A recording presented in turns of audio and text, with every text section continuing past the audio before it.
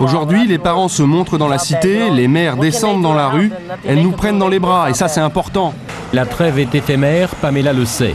Une provocation, et la violence peut reprendre à tout moment.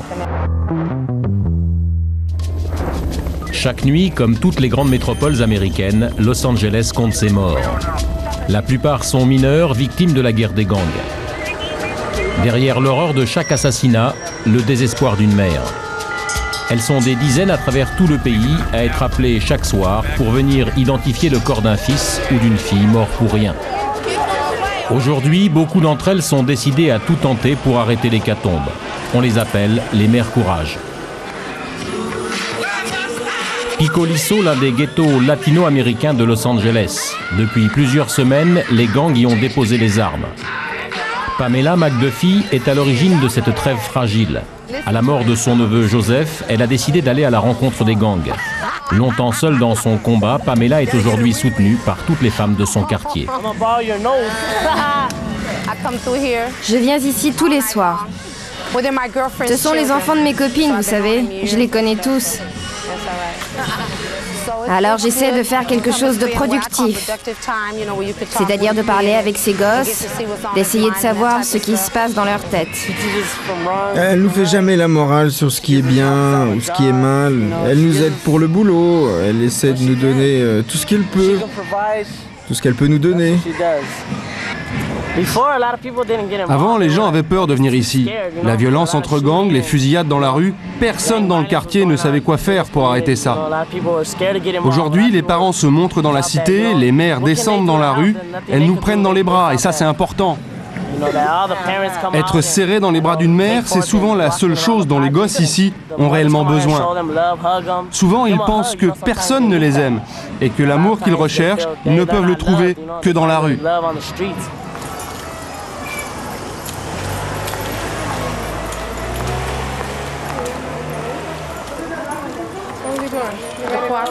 Bon, je vais peut-être vous faire rentrer, hein. J'ai pas très envie de faire du babysitting toute la nuit. La trêve est éphémère, Pamela le sait. Une voiture qui rôde, une provocation, et la violence peut reprendre à tout moment. C'est pas la peine que vous traîniez dans la rue. Regarde, il y a deux types d'un gang rival là qui traînent au coin de la rue. Ils font de la provoque. Je crois que tu devrais rentrer chez toi, sinon ça risque de mal finir. On va aller faire un tour en voiture. Ne reste pas là.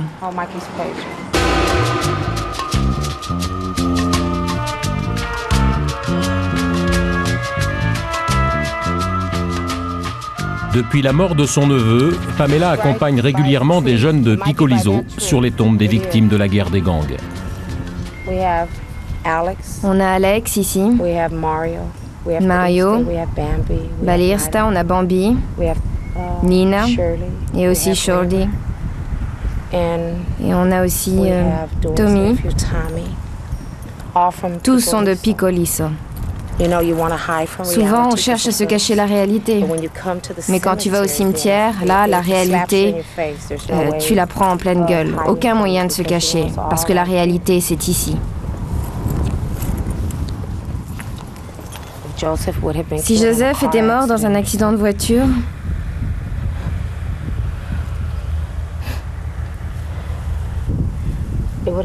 j'aurais sans doute moins de mal. Autant de peine, mais moins de mal. Penser que Joseph a été tué par des gens du quartier où est né son père, où vivait sa propre mère, c'est ça qui m'est insupportable. C'est pourtant ce qui se passe chez nous.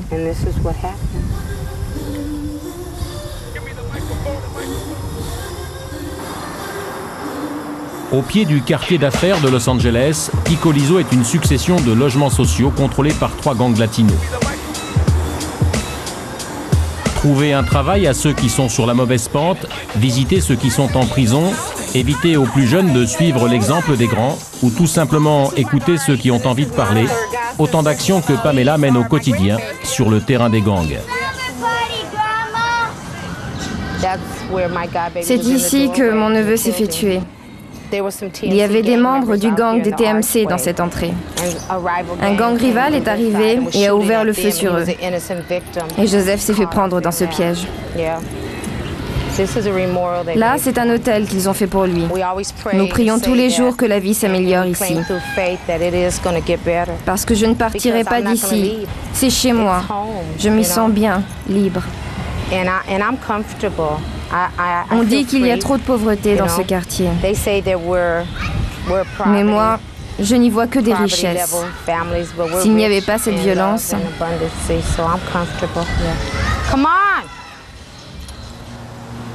Orange County, au sud de Los Angeles. Un quartier chic, ultra protégé, censé être à l'abri de la violence des gangs. C'est en tout cas ce que croyaient Charles et Mary Lake Blake. Lui est avocat d'affaires, elle est mère au foyer. Une famille parfaite, isolée de la réalité, qui s'est réveillée en plein cauchemar une nuit de juillet 1994, quand la police leur apprend par téléphone la mort de leur fils aîné, Matthew. On n'est protégé contre rien. Mon fils a été tué juste à l'extérieur de notre quartier. Personne dans ce pays n'est immunisé contre la menace des armes. Je me sens tellement idiote aujourd'hui. Ici, dans ce quartier, on s'est longtemps cru loin de tout, des problèmes de drogue et de violence. C'était stupide.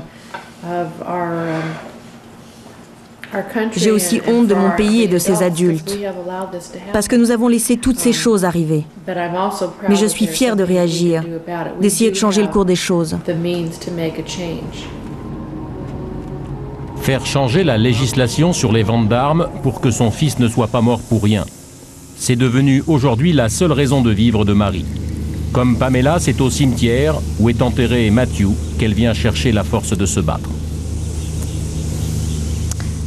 2 ans déjà, c'est incroyable, non?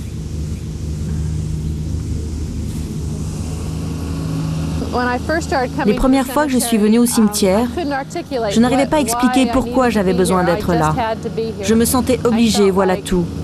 Je sentais que mon fils était ici et que j'avais besoin d'y être moi aussi. Aujourd'hui, je pense que c'est mon devoir de faire quelque chose pour que le souvenir de Matthew persiste. Et à travers ce que je fais, je lui rends hommage. Il m'a été enlevé trop tôt. Je n'aurais jamais imaginé ça.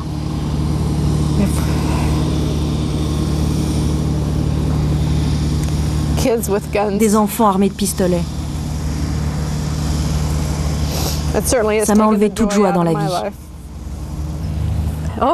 Regarde, un colibri, Charlie. Nous nous sommes toujours dit que si Matthew revenait, ce serait sous la forme d'un colibri. Parce qu'il était tellement vif et tellement gai. La prison d'État d'East Lake, un centre de détention provisoire réservé aux mineurs. Teresa, Virginia et Joy sont toutes des mères d'enfants tués par balle. Une fois par mois, bénévolement, elles rendent visite à de jeunes criminels. Âgés de 8 à 17 ans, ils ont tous participé directement à des assassinats. L'espoir de ces mères courage essayait de faire comprendre à ces membres de gang toute la douleur et la détresse avec lesquelles elles doivent désormais vivre. La première question que je veux vous poser, c'est combien d'entre vous aiment leur mère? Ce que je vais essayer de faire, c'est de vous faire comprendre ce qu'une mère ressent quand elle perd son fils. J'ai vécu ce cauchemar que tous les parents redoutent. Un soir, quelqu'un a frappé à la porte. C'était pour m'annoncer que mon fils avait été tué de coups de feu, qu'il avait 3 balles dans le dos et 2 dans la tête. Voilà, aujourd'hui, je vous raconte cette histoire et je voudrais que vous sachiez qu'hier, mon fils aurait dû fêter ses 25 ans. Et tout ça m'est arrivé parce que des gosses comme vous ont décidé de prendre la vie de quelqu'un sans se poser de questions. Je vous crois sincèrement quand vous dites que vous aimez vos mères. Mais quel genre de respect avez-vous pour elles? Quel genre d'amour? Parce que quand vous décidez de devenir membre d'un gang, c'est toute votre famille que vous entraînez avec vous. C'est toute votre famille que vous mettez en danger. Il y a quelque chose que je veux que vous compreniez. Vous avez un avantage que mon fils n'a pas eu. Vous avez une deuxième chance. Une deuxième chance de refaire votre vie, d'arrêter de vous entretuer et de sortir de tout ça. Et vous pouvez le décider maintenant. Commencez tout de suite. Je suis la seule ici à être condamnée à perpétuité. Alors s'il vous plaît, faites tout pour ne jamais revenir ici.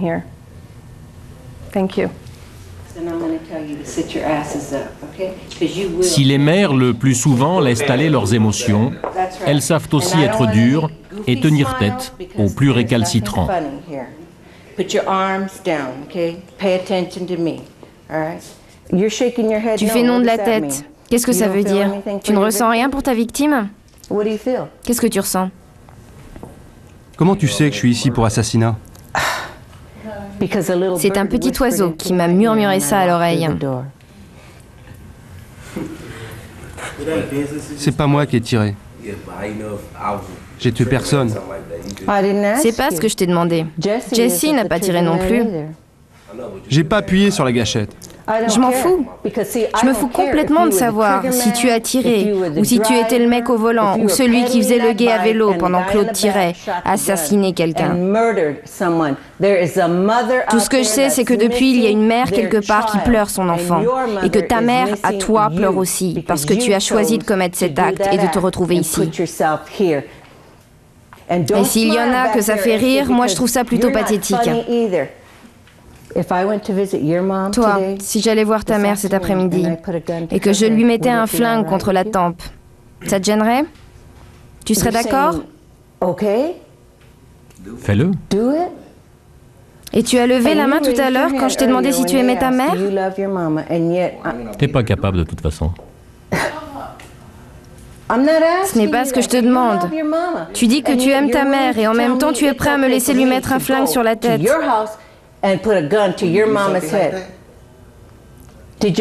Tu crois que ta mère a pensé une seule seconde que tu étais capable de faire ça? Et pourtant tu l'as fait. Tuer des gens, c'est minable. Et toi, tu n'es qu'une petite racaille. Tiens, serre-moi la main. Si tu veux pas changer, j'espère que tu finiras comme ceux qu'on ramasse morts toutes les nuits. Et que personne ne pleurera, même pas ta mère. Parce que ta mère, tu ne l'aimes pas. Alors continue, puisque c'est ce que tu veux. Et tu finiras avec une balle dans la tête.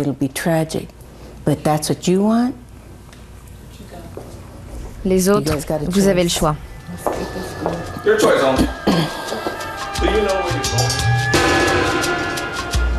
Sacramento, capitale de la Californie. Même combat, autre méthode pour Marilyn Blake, la mère de Matthew. Marie, elle a décidé de faire changer les lois sur la vente des armes et assiège le Congrès. Pour sensibiliser les sénateurs, elle organise une fois par an cette étonnante manifestation. Chacune de ces paires de chaussures a appartenu à un enfant mort par balle. En les offrant aux sénateurs, accompagnés d'un petit mot des parents et d'une proposition de loi visant à faire interdire les armes à poing, Marie espère rallier les élus à sa cause. Je vous demande de nous aider à lutter contre la violence des gangs. Pour l'instant, vous êtes du côté d'une justice qui l'encourage. Je vous remercie, vous faites un travail très important. Bonjour. Je sais que le sénateur Lewis est très concerné par les problèmes de violence et j'aimerais qu'il s'engage davantage en matière de prévention.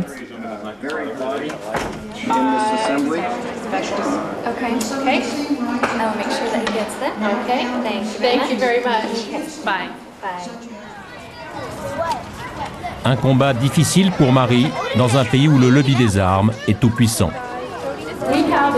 Bonjour. J'aimerais vous rappeler que les armes à feu sont la première cause de mortalité pour les jeunes de 15 à 24 ans dans notre pays. En matière de violence, nous sommes aussi un pays leader. Chaque jour, 10 familles apprennent qu'un de leurs enfants est mort par balle assassiné par un autre enfant.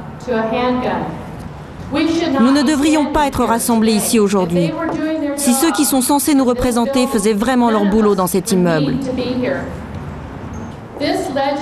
Cette année encore, ils ont eu la possibilité et le privilège de pouvoir bannir pour toujours les armes à poing dans notre pays. Et pourtant, tous les élus du comté ont voté non.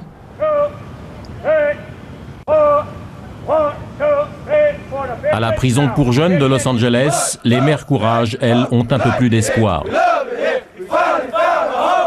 En contact direct avec les jeunes meurtriers, elles ont 6 mois pour les convaincre de s'engager à quitter les gangs. Un engagement symbolique, bien sûr. Chaque jeune qui le décide fait la promesse écrite de ne plus recourir à la violence. En échange, les mères s'engagent à les aider à leur libération. Ça fait combien de fois qu'on se retrouve?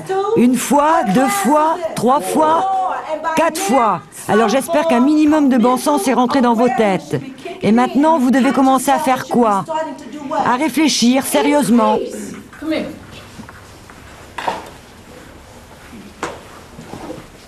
Imagine que je suis ta copine. Tu m'as dit quoi avant de venir ici? Je t'aime. Je l'ai prise dans mes bras et je l'ai embrassée. Et que tu serais toujours là? Oui, Alors pourquoi t'es en prison? j'ai déconné. Déconner pour qui? Je sais pas. Tu volais pour moi? Non, T'as dévalisé pour moi? Non. T'étais dans un gang pour moi? Tu faisais des conneries avec le gang pour le bébé? Alors c'est moi qui n'ai pas assuré. Désolée, mais c'est moi qui ai déconné. non, c'est moi. Donc c'est moi qui n'ai pas dû tenir mes promesses. Non, Je n'ai pas avorté. Je l'ai mis au monde, le bébé. bien sûr. Et le bébé a besoin de manger. Le bébé a besoin d'amour. Le bébé a besoin d'un père.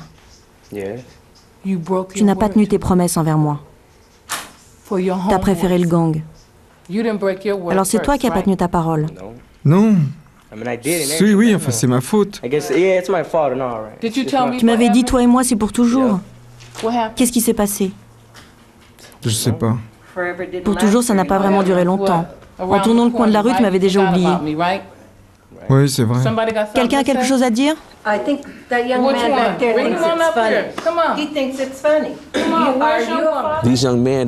Ces jeunes sont surpris de voir des femmes les agresser de cette manière, parce qu'ils ont tellement l'habitude de les voir en tant que victimes, surtout des femmes d'origine hispanique ou asiatique. Ils les voient toujours debout dans la cuisine, pieds nus, enceintes, et c'est tout. Et tout d'un coup, ces femmes, jusqu'alors insignifiantes, commencent à leur parler, à les provoquer, les énerver. Et ça les déconcerte. Et quand ils sont suffisamment déstabilisés et qu'ils commencent à se poser des questions, c'est le moment pour moi d'essayer de les toucher au plus profond d'eux-mêmes, et ensuite de travailler avec eux. Et si on travaille bien, c'est gagné. Depuis 6 mois, Ernesto, emprisonné pour meurtre, refuse de se laisser convaincre. Tu crois pas que tu dois te débarrasser de ces tatouages? Mais alors c'est quoi la solution? D'après vous, qu'est-ce qu'on peut faire?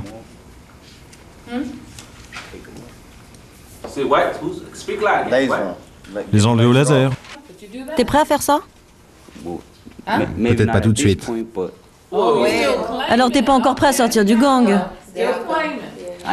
J'ai rien promis. J'ai jamais dit que je voulais quitter le gang. En ce moment, c'est comme si j'étais ta mère. Et je te supplie, s'il te plaît, tu me fais tellement souffrir. Et je me fais tellement de soucis. Chaque fois que tu sors, j'angoisse. Je me dis, est-ce qu'il va rentrer ce soir? Ou est-ce qu'on va frapper à ma porte pour me dire, venez identifier votre fils car il est dans la rue et son sang coule le long du caniveau? Ou est-ce que je dois aller à la morgue et dire, oui, c'est bien mon fils. Je l'ai mis au monde et voilà ce qu'il a choisi. Il a choisi de laisser couler son sang dans un caniveau car son gang et ses tatouages ont plus d'importance dans sa vie que moi. S'il te plaît, réponds-moi. And he said, Mom, je ne peux plus le supporter, j'en meurs. Mom, je suis en train de mourir et ça ne te fait rien. Tu ne te soucies pas de moi, tu ne te soucies pas du tout. Je te supplie, s'il te plaît. I'm begging you. Please. What's up? Tu comprends pas que c'est ta mère qui te parle? Je sais ce qu'elle ressent, ma mère. Et alors?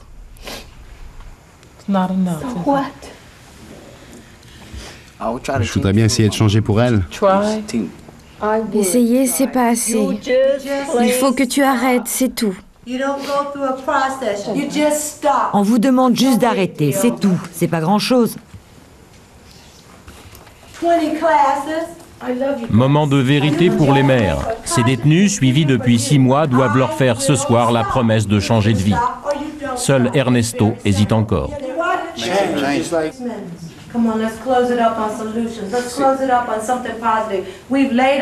Allez, soyez positifs.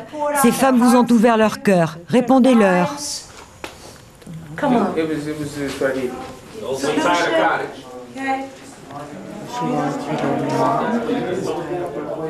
Tu te sens mieux maintenant? Je crois que oui. Il suffit de regarder ses yeux.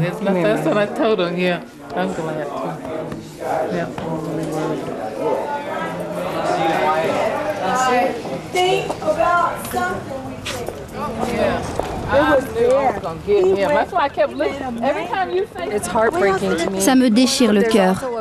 Mais j'ai aussi le sentiment que si j'arrive à toucher un de ces enfants, un seul, ça vaut déjà la peine. Je sens qu'on y arrive. Je le crois vraiment.